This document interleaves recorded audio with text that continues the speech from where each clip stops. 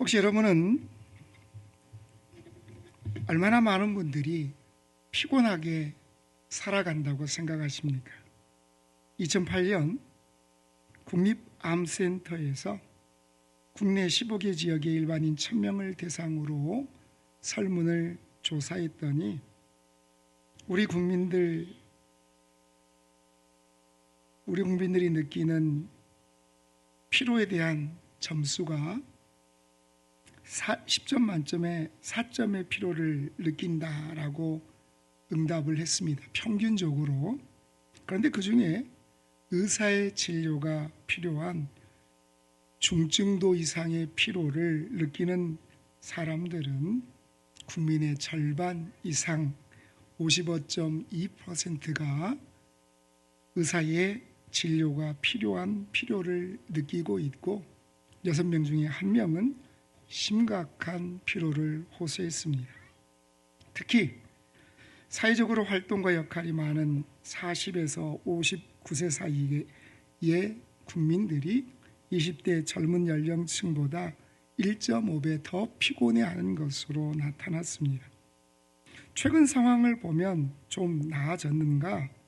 2024년 잡코리아에서 남녀 직장인 342명을 대상으로 조사한 결과 직장인 10명 중에 7명이 번아웃을 경험했다라고 응답을 했고, 작년에 전국 성인 2,000명을 대상으로 조사해 봤더니 자신의 수명에 만족하는 사람은 채 30%가 되지 않았습니다. 왜 잠을 자지 못하는 것일까요? 여러분은 지금 피곤하십니까? 네. 요즘 우리가 만성 피로라는 말을 많이 듣죠. 어떻게 보여요? 피곤해 보이죠. 국어사전의 정의를 빌리면 만성 피로는 피로가 거듭돼서 늘 피로감을 느끼는 증상이라고 이야기합니다.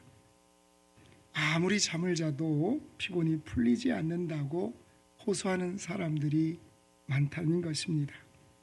젊었을 때는 며칠 밤을 새워도 끄떡없었는데 지금은 하루도 버티기 힘들다는 푸념들의 소리를 우리가 자주 듣곤 합니다. 그렇다면 우리의 몸은 육체적으로 무리하게 사용하거나 힘든 일을 할 때만 피곤함을 느끼는가? 그런데 내가 피곤하다는 것을 느낄 때 보면 육체적으로는 피곤한데 정신적으로는 피곤하지 않을 때가 있습니다. 육체는 파김치가 되어 가는데 마음은 날아갈 듯 가벼울 때가 있다는 것입니다. 그런데 정반대로 육체는 별 무리를 하지 않았는데 정신이 너무나 피곤할 때가 찾아옵니다. 어느 때일까요? 마음속에 큰 걱정이 있을 때에 해결하지 못하는 문제를 만났을 때 우리는 심각한 걱정과 깊은 불안을 통해서 우리의 몸이 정말 손가락 하나 까딱하기 힘들 정도의 피로를 느낄 때가 있다는 것입니다. 육체의 피곤함은 시간이 지나고 또 피로를 풀어줄 수 있는 여러 가지 방법. 그래서 우리가 복날에 뭘 먹어요? 네, 삼계탕을 드시는 거예요. 내 몸에 좋은 음식들을 먹고 아니면 병원에 입원해서 수액을 맞으면서 내가 며칠 동안 푹 자고 일어나면 육체의 피로는 풀어질 수 있습니다. 그런데 마음속에 밀려드는 걱정 때문에, 염려 때문에 찾아오는 피곤함, 그리고 더 나아가서 우리가 느낄 수밖에 없는 영적인 피곤함은 어떻게 해결해야 되는지 모를 때가 있다는 것입니다. 오늘 성경에 보면 요나는 자신의 삶 가운데 절체절명의 순간을 맞이하고 있습니다.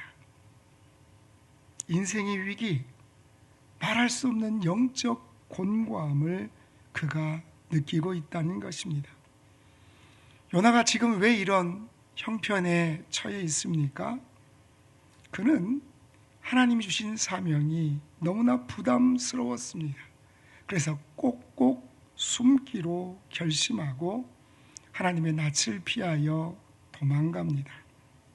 그러면 그 영적인 부담감이 좀 해결될 것이라고 생각했습니다. 아무도 찾아오지 않는 곳, 아니 아무도 찾아오지 못하는 곳으로, 하나님이라고 하실지라도 찾을 수 없는 곳으로 내가 꼭꼭 숨어버리고 싶었던 도망가는 요나였기 때문입니다. 그런데 하나님의 낯을 피하는 길이라고, 영적인 부담감을 내려놓을 수 있는 길이라고 그가 생각했던 바로 그 길이 그의 인생을 막장으로 곤두박질 치는 절체절명의 위기 가운데 몰아넣었다는 것입니다. 지금 요나가 있는 곳이 어디예요? 물고기 뱃속입니다. 자, 어떤 분들은 물고기 가운데 제일 큰 고기가 뭐예요? 고래. 아마 이게 고래였을 것이다 라고 이야기하는 분도 있습니다. 성경은 뭐라고 말씀합니까? 큰 물고기라고만 말씀합니다. 고래는 육식을 하지 않는 포유류이기 때문에 식도가 좁아서 생물학적으로는 사람이 그 식도를 지나갈 수가 없어요. 그래서 성경에서 큰 물고기라고만 말씀하시는 것입니다. 종류는 알 수 없지만 한 번에 요나를 삼킬 수 있었던 큰 물고기가, 그 물고기 뱃속이 지금 요나가 있는 곳이라는 것입니다. 오늘 성경에는 그의 형편을 이렇게 말씀합니다. 요나 2장 5절 같이 읽습니다. 물이 나를 영혼까지 둘러싸우며 깊음이 나를 에워싸고 바닷물이 내 머리를 감쌌나이다. 지금 요나가 경험하는 것이 무엇입니까? 물이 나를 영혼까지 둘러싸우며, 둘러싼다는 말은 에워쌌다는 것입니다. 꼼짝할 수 없도록 그를 포위했다는 이야기입니다. 또 깊음이 나를 에워싸고 라는 것은 바다 깊은 곳까지 그가 내려가는 고통을 당하고 있다는 것입니다. 바다풀이 내 머리를 감쌌나이다. 여기서 감쌌다라는 말은, 여러분 해초는 어디에서 자랄까요? 바닥일까요? 바다 중간만큼 자랄까요? 바닥에서 자라잖아요. 그 바닥 밑까지 그가 떨어질 만큼 도저히 그곳에서 빠져나올 수 없는 상황. 그래서 둘러싸다, 에워싸다, 감싸다 라는 동일한 동사를 계속해서 반복해서 이야기해야 할 만큼 요나의 상황은 곤고한 상황임을 성경은 말씀합니다. 여러분, 지금 요나가 들어가 있는 이 큰 물고기 뱃속은, 물고기가 움직일 때마다 어떻게 해요? 내가 가만히 있는 게 아니라 물고기가 움직일 때마다 롤러코스터를 타겠잖아요. 여러분 배멀미 해보셨습니까? 배멀미 해보셨어요? 10,000톤, 20,000톤 큰 크루즈선을 타더라도 파도가 심하게 치면 배가 움직이잖아요. 그럼 멀미를 해요. 그런데 요나는 지금 물속이 뱃속에서 물고기가 움직일 때마다 얼마나 많이 요동을 쳤겠냐는 거예요. 자, 물고기 뱃속에서 어두우면 벽에 있는 스위치를 탁 누르면 불이 딱 들어오죠. 한번 생각해 보세요. 물고기 뱃속에 갇혀 있는데 주위를 아무리 더듬어도 스위치가 있어요, 없어요? 없어요. 빛 하나 들어오지 않는 깜깜한 어둠 속에서, 그리고 물고기 뱃속에서 여러분 숨을 쉰다고 생각해 보세요. 그게 정말 신선한 공기를 마음껏 마시는 그런 호흡이겠습니까? 아니라는 거예요. 나는 가만히 있는데 계속 요동치고 아무것도 보이지 않고 숨을 쉴 땐 너무너무나 힘들고 어려운 그런 가운데에 요나가 갇혀 있습니다. 머리에는 뭘 뒤집어 썼어요? 해초를 뒤집어 써 있어요. 두르고 에워싸고 감싼 말할 수 없는 곤고함이 요나에게 몰려왔다는 것입니다. 만약 우리가 요나와 같은 상황에 빠진다면 우리는 어떻게 반응할까요? 제발 좀 나를 내려달라고, 나를 좀 밖으로 좀 빼달라고 소리소리 지르거나 아니면 정신줄을 놓을 수도 있다는 것입니다. 극한의 두려움과 절망, 극도의 영적 피곤함이 요나에게 몰려옵니다. 자, 그때 그런 상황에 처해 있는 요나는 그곳에서 무엇을 했다고 성경은 말씀합니까? 1절부터 2절 상반절 같이 읽습니다. 요나가 물고기 뱃속에서 그의 하나님 여호와께 기도하여 이르되 내가 받는 고난으로 말미암아 여호와께 불러 아뢰었더니 아멘. 그는 고난으로 말미암아 하나님께 아뢰었습니다. 하나님께 아뢰었다는 것은 숨막힐 듯한 그 지독한 고통 때문에 내가 하나님 앞에 부르짖고 있다는 것입니다. 고난을 받을 때 영적인 곤고함을 지나갈 때에 요나가 누구를 불렀어요? 하나님을 불렀다고 말씀합니다. 하나님께 부르짖었습니다. 하나님께 기도했다는 것입니다. 요나서 1장은 도망가는 요나를 그리고 있다면 요나서 2장은 기도하는 요나를 우리에게 보여주십니다. 그런데 여러분, 요나가 기도할 때 앞에 원인이 있어요. 뭐라고 되어 있습니까? 고난으로 인하여 그가 기도했다는 것입니다. 때로 우리가 고난 가운데 있지만 그것 때문에 우리가 기도할 수 있으면 그것 또한 하나님께 감사해야 될 축복인 것을 기억하시기를 소원합니다. 요나는 어떤 모습으로 하나님 앞에 기도했을까요? 만약 우리라면 아마 이렇게 기도했을 수 있어요. 하나님, 이 깊은 곳에서 주님께 부르짖습니다. 저를 구원해 주소서. 여러분, 우리가 기도를 한다면 하나님 제발 이 상황에서 나를 좀 구원해 주십시오 라고 기도할 것 같잖아요. 그런데 요나는 그렇게 기도하지 않았습니다.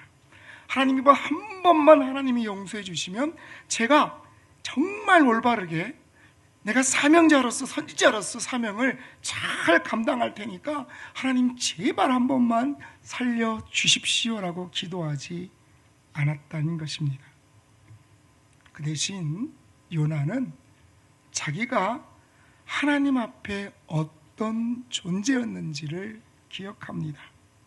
그리고 자기가 하나님 앞에 어떤 모습으로 살아왔는지, 하나님이 그를 사명자로 세우시고 선지자로 세우셨는데 그러면 내가 선지자로서 어떤 모습으로 살아왔는지에 대하여 그가 하나님을 바라보며 돌이키고 있고 그 가운데에서 그가 깨달은 것이 있다는 것입니다. 그것은 하나님이 자기를 너무나 사랑하신다는 사실이었습니다. 여러분, 하나님이 요나를 그냥 죽이겠다고 생각하셨으면 간단해요. 그냥 내버려 두시면 됩니다. 굳이 다시스로 가는 배를 만나게 할 필요도 없고 폭풍우를 일으킬 필요도 없고 큰 물고기를 준비하실 필요도 없고 그냥 그가 하는 그대로 내버려 두시면 그의 인생은 하나님께로부터 점점 멀어지는 인생이 되고 말았을 것입니다. 그런데 하나님께서 그를 다시 하나님의 사람으로 깨닫게 하시는 이유가 무엇일까? 하나님이 나를 너무나 사랑하시는구나 라는 것을 요나가 깨달을 수 있도록 하셨다는 것입니다. 우리가 말할 수 없는 비참한 상황 가운데에서도 하나님의 그 엄청난 사랑을 느끼면 하나님 앞에 기도할 용기가 생기는 줄 믿으시길 바랍니다.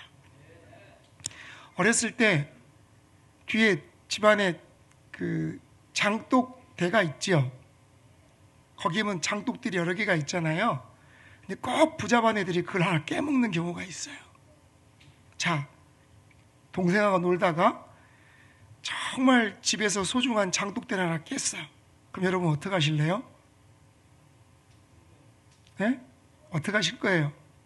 엄마, 나 장독대 하나 깼는데 전화하실 거예요? 그럼 어떻게 하실 거예요?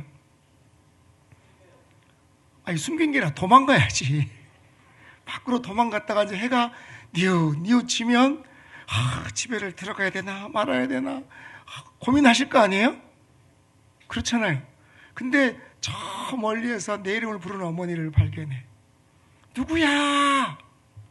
그러면 그때 그 목소리가 얼마나 감사한지, 그리고 생각합니다. 아, 어머니가 나를 사랑하시는구나. 하나님께서 요나가 하나님의 사명을 저버리고 그가 도망가다가 지금은 물고기 뱃속이라는 정말 옴짝달싹 갈 수 없는 상황 가운데 빠져 있지만 하나님이 나를 사랑하셔서 나를 이곳에 하나님의 사랑을 깨닫게 하시려고 나를 부르셨구나. 그래서 요나는 하나님한테 기도할 수 있는 용기를 내었음을 기억하시기를 소원합니다. 하나님 우리를 사랑하십니다. 때로 우리가 실수하고 우리가 죄를 짓는다 할지라도 하나님은 여전히 동일한 모습으로 우리를 사랑하시는 하나님이신 것을 기억하시기를 소원합니다. 그래서 우리가 하나님 앞에 내가 다시 힘을 내서 하나님께 기도할 수 있는 용기를 얻게 됨을 기억하시기를 간절히 소원합니다. 요나는 그 절망의 골짜기에서 하나님께 기도합니다. 자, 7절 같이 읽습니다. 내 영혼이 내 속에 피곤할 때에 내가 여호와를 생각하였더니 내 기도가 주께 이르렀사오며 주의 성전에 미쳤나이다. 아멘. 자, 요나가 어떤 고백을 합니까? 피곤할 때에 여호와를 생각한다는 것입니다. 여러분, 여기서 생각하다라는 의미는 그때 당시 가장 지워지지 않는 글씨가 어떤 글씨였을까요? 돌에 글씨를 새기는 거예요.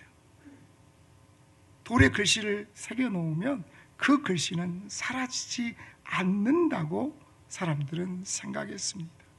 내가 하나님을 생각할 때에 어떤 모습으로 생각하느냐?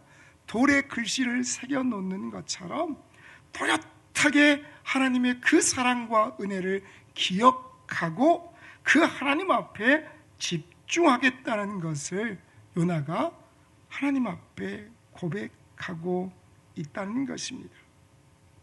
요나는 물고기 뱃속이라는 무섭고 절망스러운 자리에서도 그가 하나님을 기억했습니다. 어떤 하나님을 기억했어요? 나를 구원하신 하나님, 나를 하나님의 사명자로 세우신 그 하나님을 기억하며 그 하나님께서 믿음의 조상들에게, 믿음의 백성들에게 행하셨던 그 놀라운 사랑들을 그가 기억하며 하나님 앞에 나왔다는 것입니다. 모든 사람들은 포기를 이야기할 때 귀를 막고 눈을 막고 그냥 쓰러지라고 이야기할 때에 하나님의 사람들은, 하나님의 백성들은 하나님께 집중할 수 있는 사람인 것을 기억하시기를 간절히 축복합니다. 여러분, 우리는 피곤할 때가 있습니다. 육체가 피곤한 것이 아니라 영혼이 피곤할 때가 있습니다. 여러분, 영혼이 피곤하면 나타나는 증세 가운데 잠이 오지 않습니다. 내가 아무리 잠자려고 해도 잠이 찾아오지 않습니다. 더 많은 고민과 더 많은 걱정이 내 마음 가운데 쌓여갈 뿐입니다. 이렇게 피곤해지면 우리가 아무것도 생각하기 싫고 그 누구도 만나기 싫어질 때가 있다는 것입니다.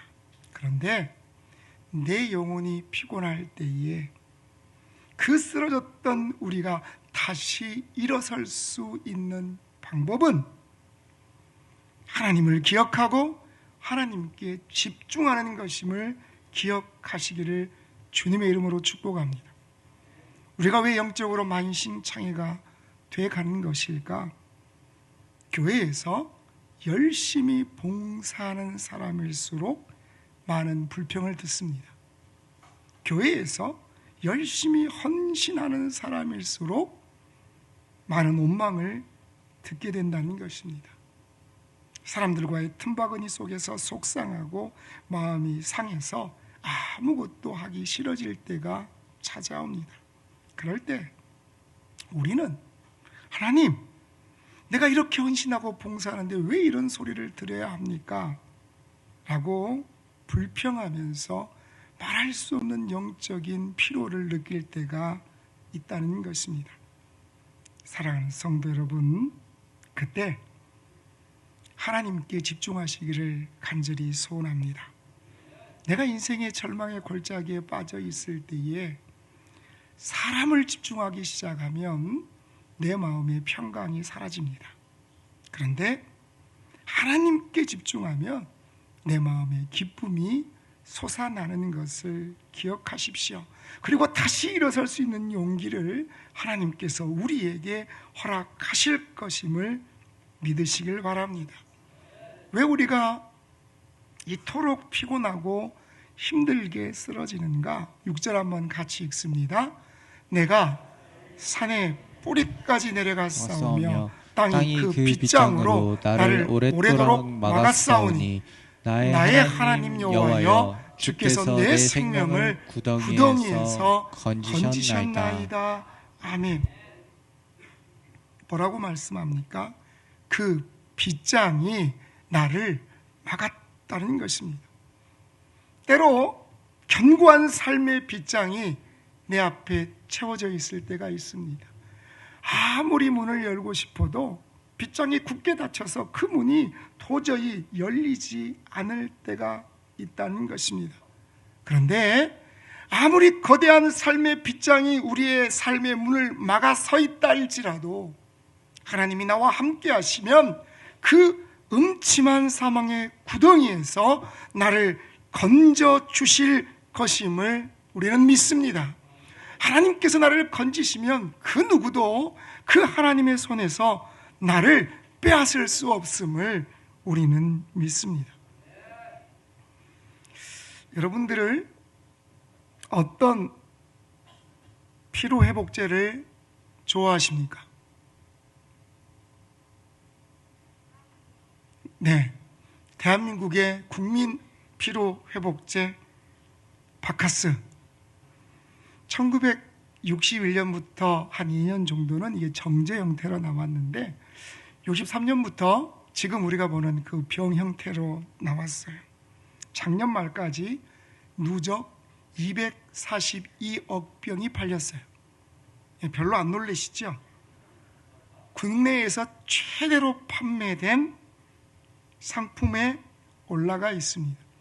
이 바카스 병을 쭉 합쳐보면 지구를 72바퀴를 돌고 남습니다. 역시 우리 교회 성도님들은 스케일이 커가지고 뭐 지구 72바퀴 정도야 뭐.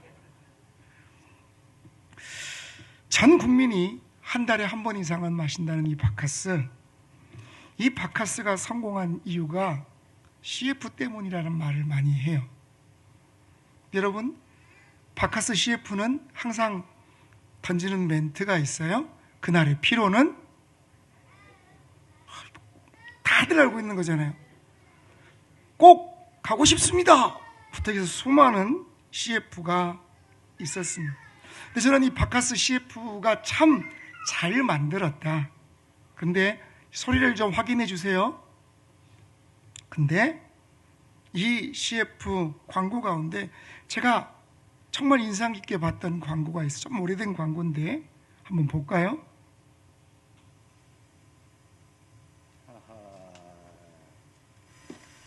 당신 핸드폰 어디다 뒀어요? 그 식탁에 있을 거예요. 왜요?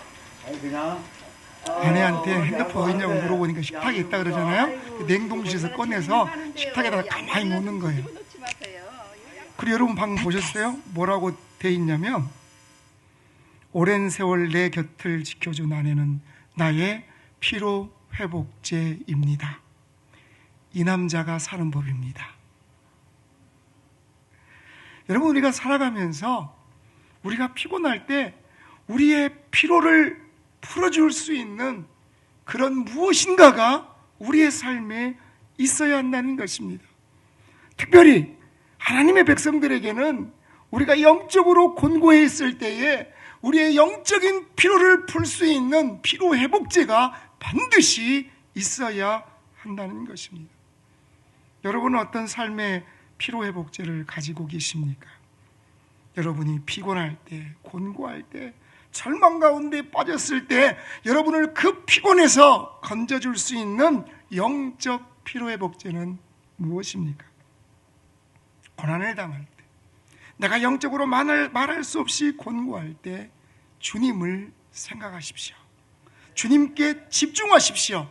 주님만이 우리의 영적인 피곤함을 해결해 주실 수 있는 유일한 영적 피로회복제인 것을 우리는 믿습니다. 나를 향하여 베푸신 그 사랑을 내가 기억하면, 주님이 내게 허락하신 그 놀라운 은혜를 내가 기억하면, 비록 지금은 내가 피곤해 주저앉아 있다 할지라도 그런 나를 향하여 손을 내미시는 주님을 경험할 수 있음을 믿으시길 바랍니다. 오늘 우리는 성찬 예식을 통하여서 나를 만져주시고 내게 새 힘을 주시는 주님을 경험하는 시간이 되었기를 주님의 이름으로 축복합니다. 나를 위하여 흘리신 주님의 피, 나를 위하여 찢기신 그 주님의 몸을 내가 기억하는 것,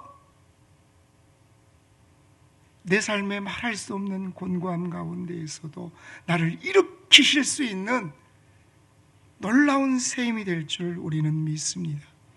찬송가 가운데 이런 가사가 있어요. 주 안의 기쁨 누림으로 마음의 풍랑이 잔잔하니 세상과 나는 간 곳 없고 구속한 주만 보이도다. 여러분, 우리가 주님 안에서 평강을 누리는 삶은 삶의 풍랑이 일어나지 않는 삶이 아니라는 것입니다. 그 풍랑 앞에서도 내 마음이 잔잔한 평화를 누릴 수 있는 것은 구속한 주만 바라볼 때에, 내가 주님께 집중할 때에, 주님만 기억할 때에 주님이 내게 주시는 은혜의 선물인 것을 우리는 믿습니다. 여러분, 지금 여러분들이 피곤한 삶을 살아가고 계십니까? 영적으로 말할 수 없는 곤고함 가운데 살아가십니까? 내가 오늘 밤잠을 이루지 못하고 숱한 불면의 밤을 보내고 계십니까? 주님을 집중하시기를 원합니다. 주님을 바라보시기를 원합니다. 그 주님께서 우리를 향하여 새 힘을 주실 줄을 믿습니다. 일어서라고 우리에게 용기를 주시며 내가 하나님 앞에 기도할 수 있는 그 용기를 또한 허락하심을 우리는 믿습니다. 그 주님을 찬양하며 우리가 오늘 여름의 모든 시간을 지내고 새로운 가을을 맞이하면서 하나님 앞에 성찬 예식으로 나가면서 내게 새 힘 주시는 주님을 다시 한번 경험한 우리 모든 믿음의 백성들이 되시기를 주님의 이름으로 축복합니다.